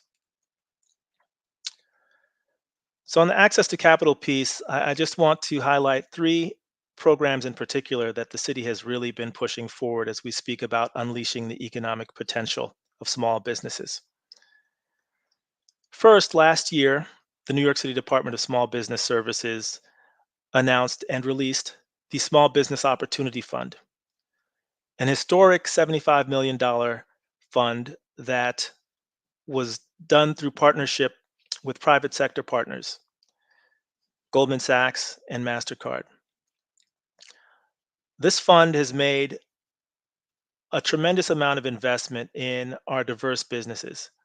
And we're proud to say at SBS that well over a majority of the funds that were allocated went to BIPOC businesses. Number two, for firms that are looking to get contracts with the City of New York, the New York City Department of Small Business Services has added $50 million to our contract financing loan fund. This is a revolving fund rather, that as expanded will help 350 certified minority or women-owned business enterprise contractors fulfill up to $600 million in city government contracts. So they will be capitalized to be able to bring on employees, to build their capacity in order to obtain city government contracts and then to execute them successfully. And number three, the city's Economic Development Corporation has really led the charge in terms of impact investing. And they have developed a funds of funds strategy to deploy about $40 million into impact investments. So these initial investments are going to be made this year in 2024. The second area that I discussed that is important is building the capacity in professional networks and expanding technical assistance for businesses. At the New York City Department of Small Business Services, I lead the Black Entrepreneurs NYC initiative, which is focused on addressing the racial wealth gap through providing information and supports for Black-owned businesses. We have a mentorship program, which is the city's inaugural mentorship program for Black entrepreneurs, and we're looking to increase the number of Black-owned businesses in high-growth industries. However, we're also focused on increasing the strength of these businesses. And so we have a program that's focused on instruction, which is intensive, called our BNYC Startup Intensive course. It has a curriculum that goes over 40 hours, and it provides these business owners with knowledge and the skills that they need to run successful businesses here in the Big Apple. In addition to these types of things, building capacity, providing efforts to connect capital, we're also trying to amplify our city's Black-owned businesses, particularly during opportunities like the month of February, Black History Month. So we launched the city's first ever online citywide directory for Black-owned businesses called Shop Black NYC. And that aims to provide online marketing support and to promote these businesses to customers and consumers in New York City who are interested and desirous of supporting the rich fabric of Black-owned businesses in our city. The third issue that I wanted to touch on, which is very important and has been a major area of emphasis for Mayor Adams, is city government contracting. New York City is one of the largest procuring entities in the country. And in fiscal year 23, New York City procured billions of dollars of goods and services through approximately 147,000 transactions. Mayor Adams has aptly identified a need to end the disparities in city government contracting awards and to create equitable opportunity for historically underrepresented groups to gain city government contracts, and in doing so, to generate wealth. So thanks to Mayor Adams' continued focus and his bold vision and the work of key administration leaders, our goals have been made very clear. The mayor's appointed the city's first chief business diversity officer in Michael Garner, who is coordinating the efforts of city government agencies to ensure that we're addressing the so-called disparity within the disparity. The goals have been lofty. They are aggressive. $25 billion are going to be awarded to certified minority or women-owned business enterprises by 2026, and $60 billion by 2030. Overall, the mayor and Chief Business Diversity Officer Garner have set a goal of 30% citywide utilization of minority or women-owned business enterprises. This is how we build wealth and how we unleash the economic potential of our diverse communities. In closing, I want to make sure that I give credit during this Afro Future Summit to my African heritage, and in particular to my parents, who were two immigrants from Cameroon who came across the Atlantic Ocean with tremendous ambition and dreams to make a better life for their family. They empowered me with the value system that I have and with the wisdom that I carry forward, which is wisdom from the continent. And I move through the world and in my work leading the city's Black Entrepreneurship Initiative with the old African adage: if you want to run fast, run alone. If you want to run far, run together. I've also included and added onto that adage that if you are not, and I say this to all attendees who are aspiring entrepreneurs, current entrepreneurs, business owners, if you are not including other people in your dream, that includes organizations, institutions like city government, where you can get free information, resources, connections. If you're not including these other people in your dream, you are not dreaming big enough. The African future is bright. And as we look to the future and we look to changing national and global demographics, we also see rapid technological advancements, some of which have unleashed some of society's less noble tendencies. However, particularly for the African entrepreneur, the reality is that these same forces have also increased our ability to learn from one another, to learn from societies and from individuals, to collaborate with people across the globe.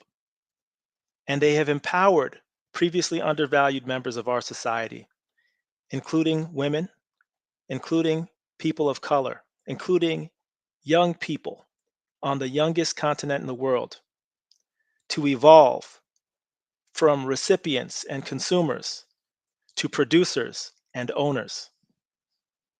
They have allowed us as a global community to identify what I believe is one of the most significant market failures in the history of the world: our collective inability to access our most vital resource, and that is our human potential. So I just want to close by saying, here at the Afro Future Summit, you are free. You are free to step out of your comfort zone. You're free to connect. You are free to identify co-founders, collaborators. You're free to build the next game-changing venture. You are free both to invest and to be invested in. And we are sure that this level of openness and freedom is in fact the future of entrepreneurship. Capitalists will capture the well-deserved financial rewards of thinking in this way. Corporate citizens will be well poised to lead our society to a truly inclusive and sustainable and prosperous future. And founders, in particular founders of color, founders on the African continent, will fully be able to connect and to realize their true potential. I look forward to that future. I look forward to making it so with each and every one of you. Thank you very much. Enjoy the rest of the day. Thank you so much, Kenneth David. That was an amazing keynote remarks, and it was a real pleasure having you on. It's amazing work. It's for sharing the insights and then the work that is being done to push Black pioneers and also to inspire many as well. But thank you so much for your comments and your remarks, and we'll definitely connect with you in future, and we'd like to hear more from you as well. Thank you so much. Thank you very much. It's been an honor. Thank you. All right.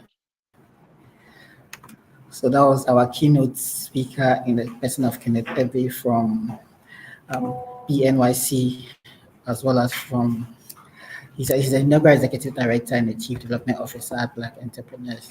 So it was a real pleasure having him on to give keynote remarks at this fourth annual edition of the Afro Future Summits. So all too soon, it's been, the time has run so fast, and I would like to draw curtains on our summit today. It was a real pleasure hosting this session, and thankful to all the speakers that joined us today to discuss so many issues that are pertinent to us as Black people of Black descent. And I'd like to reach the team on navigating innovation, sustainability, and inclusivity. And these themes were resonated in the various panels we had and the keynotes that we had as well. So I do hope you picked two from them as well. You could reach out to all our speakers on LinkedIn, as well as look for updates on the next Afro Future Summit, as well as the World Gala and the VIP Gala on the website via www.afrofuturesummit.com. Thank you all so much. It's been me, Stanley Tete from the Global Startup Ecosystem. Thank you all so much, and do enjoy the rest of your day. Bye, everyone.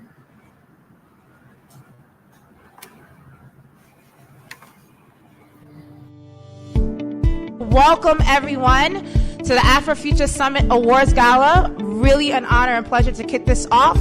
And you're going to be the people who are going to be here the day after tomorrow. So all of us must continue to bring good into the world and let no good be lost. God bless you all. My name is Christine and Tim. I'm the founder and CEO of Global Startup Ecosystem and the chair of the Afro Future Summit. And thank you so much for being here.